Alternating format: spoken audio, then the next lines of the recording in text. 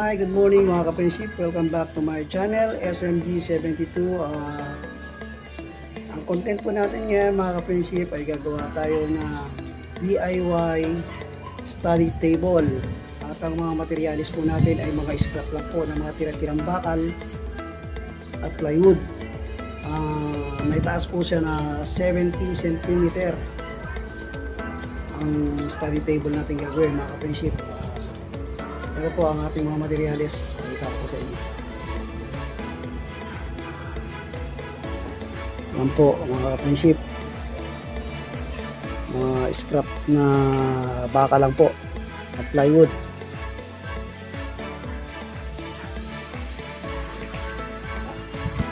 So yan mga friendship. Tapos din po magpakita sa inyo mga gamitin natin materials.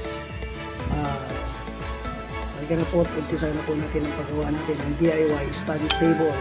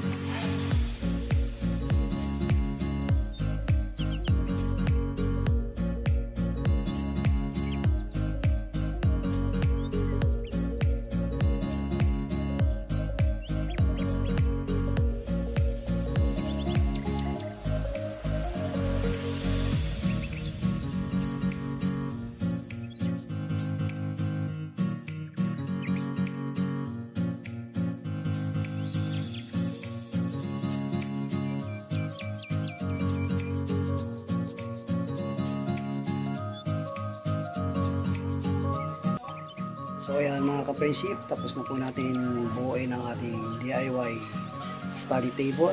Yung frame niya, natapos na po natin buuin. Ito na po siya mga ka-friendship.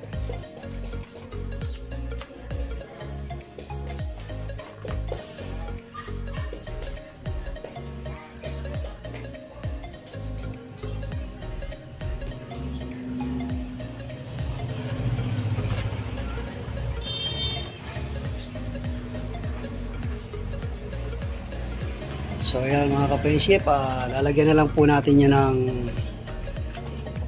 ng wall para rito. Tsaka yung sa top nya. Ito po ang gagamitin natin, mga scrap na plywood. Ito rin po. Mga tira-tirang materyales na ginawa natin ng paraan para makabuo tayo ng kapakipakinabang na DIY study table. So mga ka-friendship, ikabit na natin yung mga plywood.